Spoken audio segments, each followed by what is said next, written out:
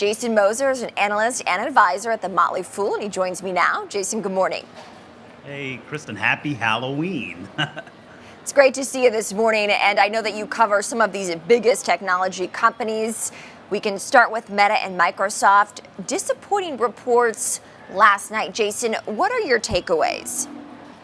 Yeah, well, I think what we're seeing, particularly with Meta and Microsoft, probably more Microsoft than Meta, is it's just sort of this continued headwinds in enterprise spending, right? It's not that big customers aren't spending, and this obviously plays right into Microsoft's wheelhouse here, given the enterprise and commercial software applications. But we're just seeing customers spending a bit more thoughtfully.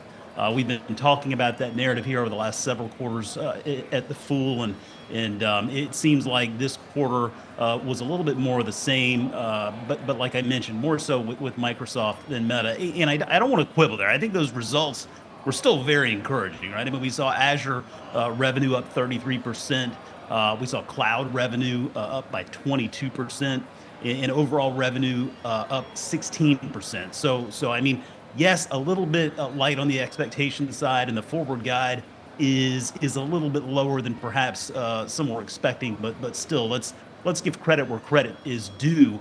I think Microsoft in particular is operating very well in what continues to be just a difficult environment. Yeah, what's the takeaway so far, Jason, on artificial intelligence? And I ask that because that is a key part of business for these large technology companies. But we also see some of the semiconductors reacting accordingly, as Supermicro Computer, for instance, is having its own reaction amid earnings. Yeah, well, certainly AI continues to be the dominant narrative with all of these companies, and I don't think that's set to change anytime soon. I think the company that to me continues to really benefit and sort of play this narrative out in the most positive way is really Meta.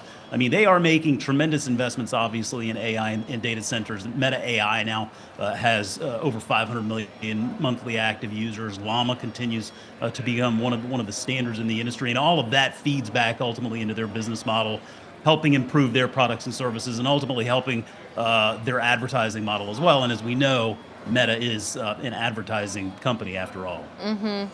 Now, I want to talk about Apple and Amazon. They're going to report after the close tonight. Obviously, these are two different companies, but still grouped into the mega cap technology space, part of the Magnificent Seven. Seven stocks, certainly during the first 2 years of this bull market, really have fueled some of the gains because they are well capitalized.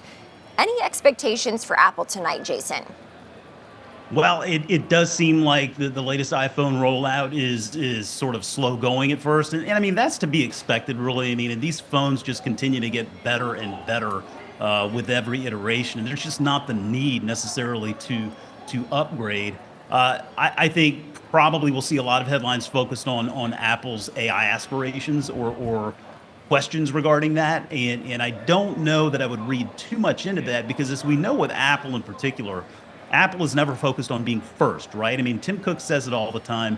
They're not trying to be first, they're just trying to be best. And so I think it's a little slow going in regard to how Apple is incorporating artificial intelligence into their business model. I wouldn't look at that as necessarily a headwind. I think they're just being very thoughtful about how they do this. Clearly, in all important holiday season coming up here, and Apple should benefit from that. They continue to really make a lot of progress in the wearable space. And then I think on the Amazon side, it will be very interesting to see how they're guiding in regard to the top line for this coming holiday season.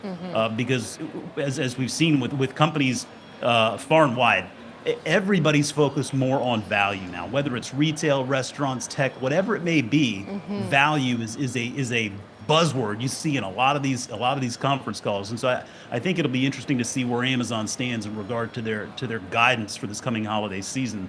And they also just continue to hold such a strong position with AWS. I suspect that'll continue. Let's talk about October. We are wrapping up what has been a pretty decent month for stocks. I mean, we'll see if these monthly gains can actually stick with us through the end of close today, just because with some of these disappointing results from major tech companies, we do see major indexes taking a breather. Of course, as we always note on the show, and Jason, you know well, we are right near record highs, so nothing by and large to be too concerned about. But I want to hear from you, your takeaways from October, and how you think that sets us up for the rest of the year. Yeah, well, it's obviously been a very strong year for the market to date, and I think from a valuation perspective, it's certainly on the higher end historically. I mean, I think we're seeing the S&P right now trading in that 29 to 30 times earnings range, which is just historically higher than the average. But that's for good reason. Obviously, we've seen a lot of these big tech companies. I think a lot of those returns have been driven by a handful of companies. But that also looks poised to continue. And so I think there's a wild card there in regard to the election, obviously, which is just within a week now. I don't really try to make predictions on how the market behave regarding who actually wins the election, but I do think at least that will eliminate some uncertainty.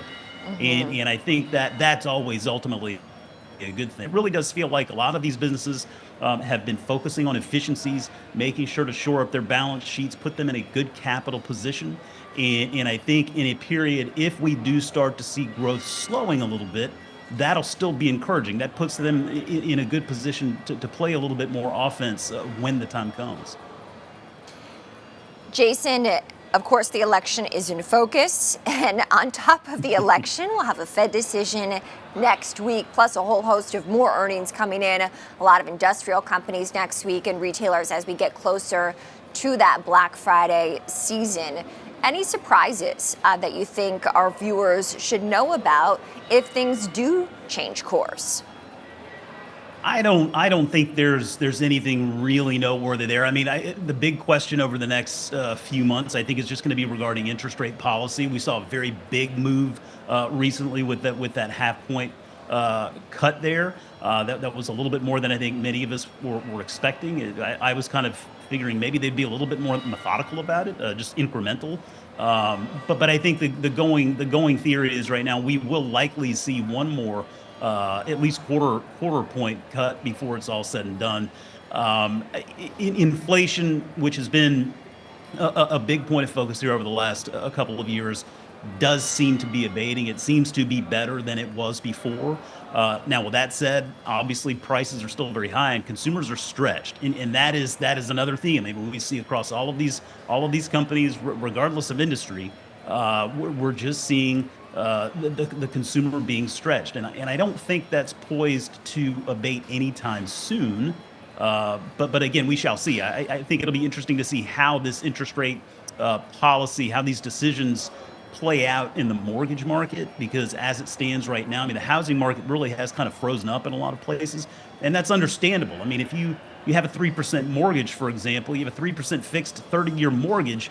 I mean, it's very difficult to rationalize changing that to something like a 6% mortgage if you want to go out and try to buy a new house. So we're seeing a lot of inventory kind of frozen up right now. I know we're certainly very happy to have one of those 3% fixed rate mortgages, and I don't want to give that up anytime soon. But I do think if we can start to see those interest rate cuts, those basis point cuts come down, if they can start to bring those long-term rates down a little bit more, we see that reflected in the mortgage market. I think that does free up a little capital. It frees up a little spending. Homeowners have a lot of home equity out there, and that's money that is ready to be spent, and I think that behooves companies like your Home Depots and Lowe's of the world. So I would definitely keep an eye on companies like that, for example, because it does seem like they're poised for a little bit of a coiled spring effect when that capital starts to free up. All right, Jason Moser, great insight. Jason, we appreciate you joining early this morning. Jason's an analyst and advisor at the Motley Fool.